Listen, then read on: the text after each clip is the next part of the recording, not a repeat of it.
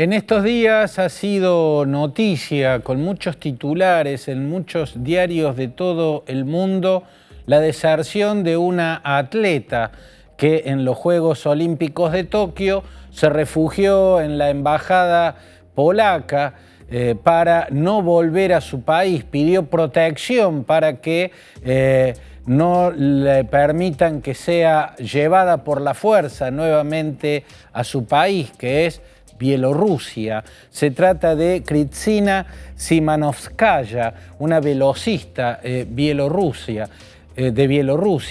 ¿Por qué es tan llamativo este caso si la verdad es que es normal que en los Juegos Olímpicos haya gente que deserta de sus países, aprovecha esa oportunidad en la que ha viajado como parte de un equipo olímpico a otro país y pide asilo político, pide protección para que no sea regresado al país al que pertenece? ¿Cuál es la diferencia en este caso? ¿Por qué llama tanto la atención?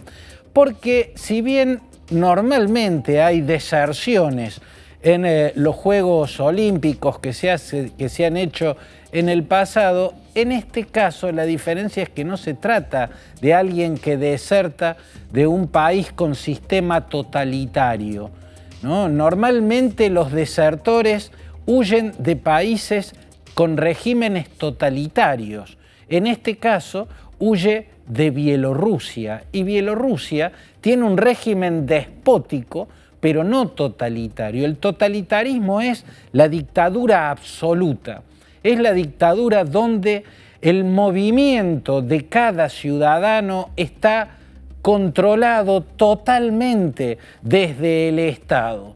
Hay ojos del Estado prácticamente llegando a todos los rincones de la sociedad. Prácticamente no existe la intimidad, ¿no? Eso es el totalitarismo. Uno de los rasgos del totalitarismo es que la gente no puede salir y entrar libremente a los países con regímenes totalitarios. El Estado les impide salir. Por eso es que en las deserciones que ocurren normalmente en los Juegos Olímpicos, siempre se trata de atletas que pertenecen a países totalitarios y aprovechan haber salido del país para intentar ya no regresar.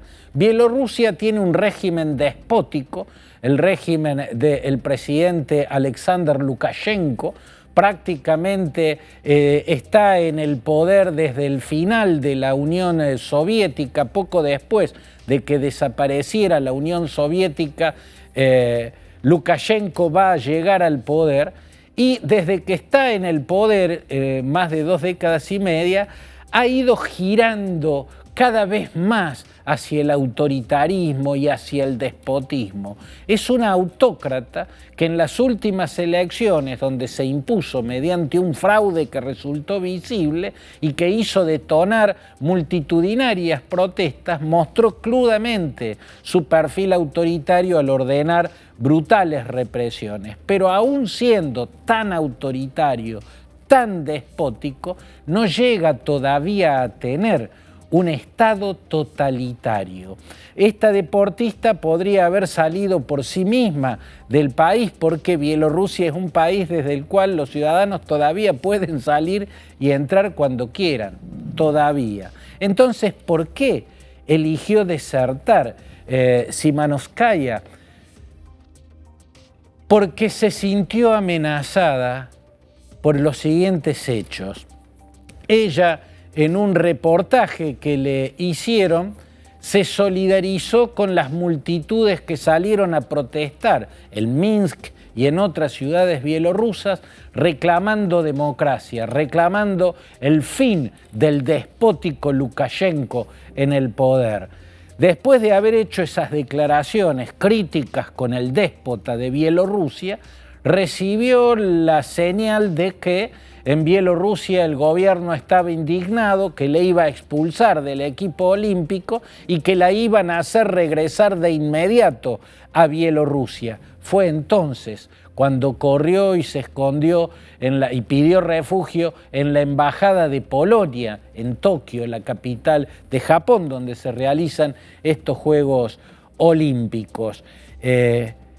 Lo que estamos viendo en Bielorrusia es que ese Estado, que todavía no es totalitario, tiene un despotismo que cada vez se va volviendo más criminalmente autoritario, y es por eso que se justifica esa reacción tan de pánico que ha tenido esta atleta, Simanovskaya.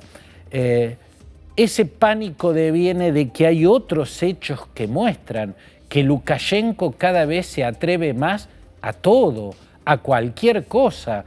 Ella temió que enviara agentes del Estado a Tokio a que la secuestraran y la llevaran por la fuerza a Bielorrusia. Y ante el pánico de que eso ocurriera, se refugió en la embajada de Polonia y pidió asilo político. Paralelamente, su marido, que había quedado en Bielorrusia, tomó un avión y se fue rapidísimo de ese país antes de que no lo dejaran salir.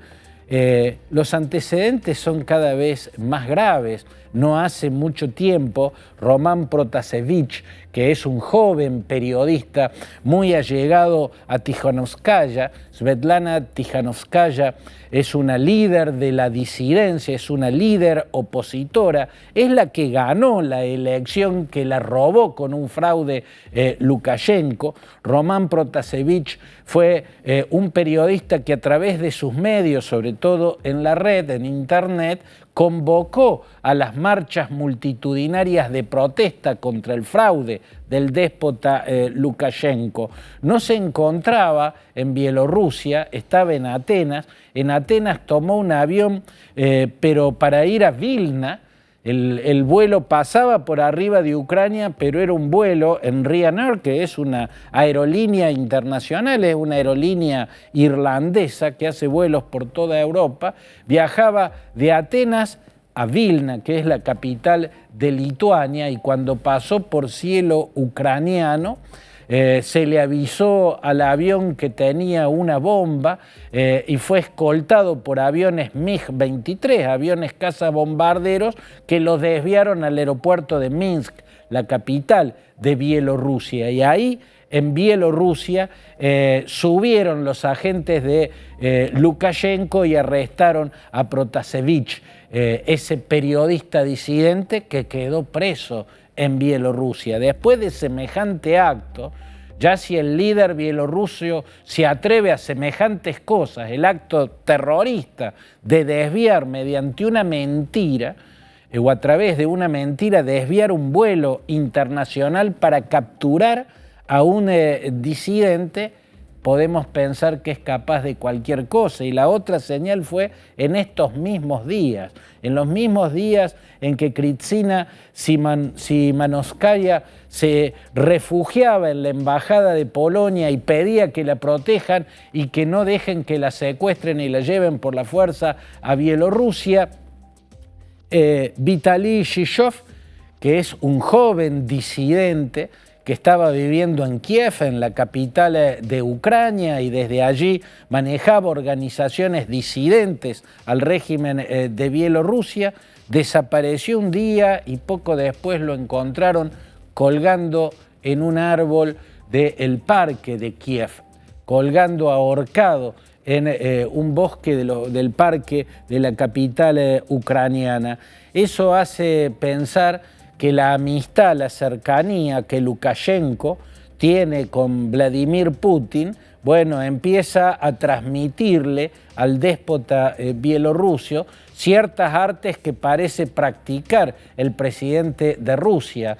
Rusia y su presidente son los protectores de Alexander Lukashenko, y hay que pensar que Vladimir Putin tiene una larga colección de gente asesinada o de gente que muere sospechosamente, a veces disfrazado de suicidio, el asesinato y eran disidentes o eran enemigos o eran críticos al jefe del Kremlin. Así, ahorcado y dejando la sospecha de que era un suicidio simulado, murió Boris Berezovsky, ¿no? Uno de los grandes enemigos que tenía Vladimir Putin. Nikolai Glushkov también fue asesinado, y en el exterior, Berezovsky, Glushkov, Alexander Litvinenko, Sergei Skripal, todos fueron envenenados o baleados o ahorcados, como el caso de Berezovsky, en territorio